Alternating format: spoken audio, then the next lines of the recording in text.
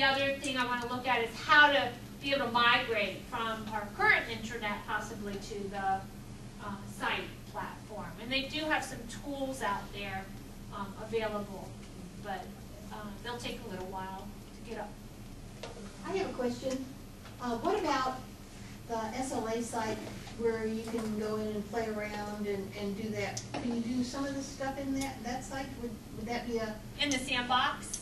Yeah. Yeah. For Google, you mean? For any of the things you're suggesting. You think that's could. a good place for people to get started who don't want to, ruin their whole computer and get, screen to death and all that jazz. Well, one thing I've been thinking about, it just came kind of out of our board meeting on Tuesday, was we're going to create a KM Knowledge Management 101, just a page on our site. But what David Stern and I started talking about was it'd be neat to see it in different applications and see how it might look in different tools, because everything kind of looks differently. So we may run like a contest where we would pay for like a membership, maybe conference call, like the conference sign up for someone, and offer it as a contest for people who know different tools to share. How would you take this resource and put it in Delicious? Or how would you take this resource and put it in Google Site? Or how would you take this resource and put it in a YouTube? Use different tools and resources to show concepts, the same concept in different platforms. And so it'd be a little chunk for any one person to sort of do. There was a site I bookmarked that did that, and the site showed things very differently, and some things represented, looked better in some platforms than other platforms. We could even do it in SharePoint. How would this look like in SharePoint? Some people have access to SharePoint, so it could be any tool that any of us are using, and I thought it'd be kind of one of those types of things, like the 23 things, but it would sort of take it to a different level. What tools are you using that you could show this in, and how would that look? That would be kind of interesting.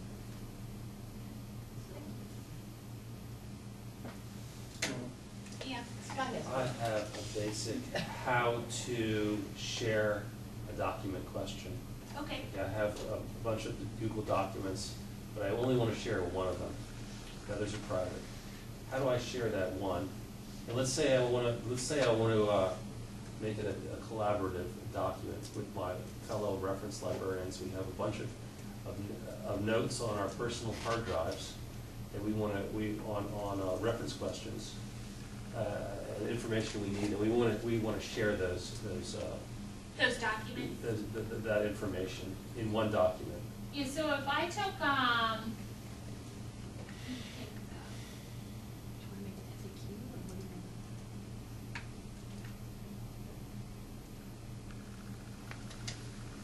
So if I took this presentation, for example, I just gave, and I wanted to share it, Google allows you to share it in a couple ways. You can call the document up, and then up here in the share area. Google Docs is not supported in your browser. Because this is IE. Sorry. It does work. It just, Eventually. not all the things work. Because this is IE 6, 7, 6. Yeah. Some features are supported more in 7, 8 than 6. So if I go here and I go to see who has access, I can see who has access currently, or I can invite people here for access. So By their email address. By their email address, yeah. Okay. And I can either type their email address straight in, like because Marie's in my contacts, she comes up. So if I shared it with Marie, I could allow her to edit or to view it. And if I allow her to edit, then she'd be able to do anything on the document. Another thing you want to think about is when you're sharing it, look at the advanced permissions to decide if something I didn't know was if you don't, let's see, allow editors to invite others to view. That would be okay, and allow invitations to be forwarded. if I think one or both of these are checked, then even if you later decided you didn't want to give people the edit access, you only wanted to lower them down to view access, if you don't uncheck one of these, it's explained in more detail of the Learn More. Even at, so let's say I invite Marie. So I'm going to invite her.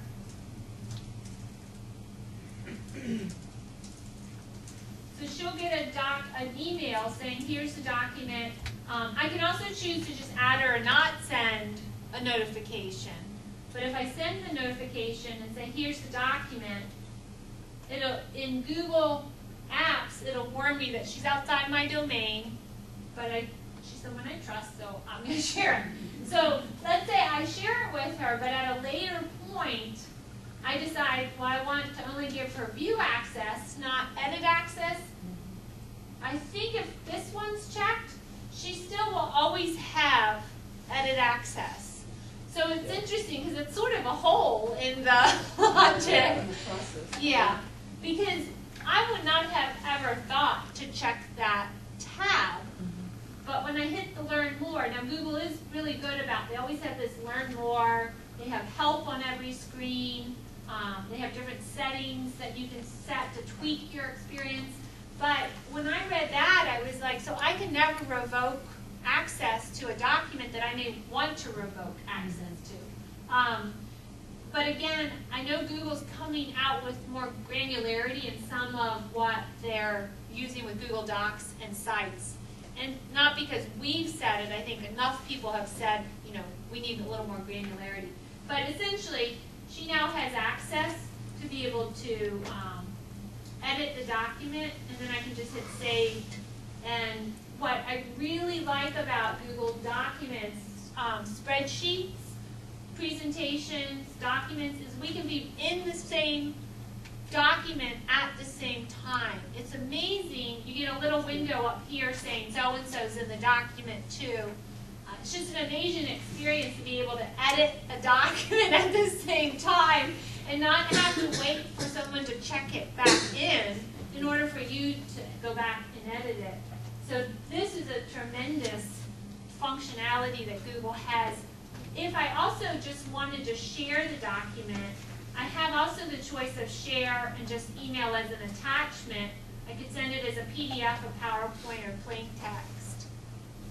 So I have options too if I just want to send it as an attachment, as a document.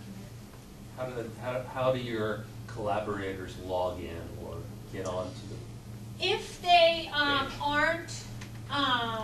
if they don't already have a Google account, and that email's not associated with a Google account, they will have to create a Google account saying, you know, here I am, Marie Cadell, LexisNexis. I'm creating an account saying, yes, this is, I'm who I say I am. Then an email verification will go to Marie's LexisNexis saying, please verify that you are who you say. Because you don't want the document to be open. You want it to be a password system, especially if you haven't opened the document up for anybody to view. So it's just like if it's a Google account, not necessarily a Gmail account. So let's say, pretend I'm in this mail system, and you're in this mail system, and I have a document I want to share with you. I want you to be able to authenticate, saying that, okay, if I send it to your email, and I send it to your email, I don't want you to be able to edit it unless I know you're who you say you are. And the only way I know who you say you are is to authenticate with a Google account, with a password that then goes back and says, are you who you say you are? Because you don't want anyone just to be able to use your email to get into a document to edit it. So that's what Google's just saying. Authenticate, create an account, not a Gmail account necessarily, just a Google account to verify your email is a valid email. Later you can create a Gmail account if you want, but it's just an authentication actually screen you're getting with a password. So every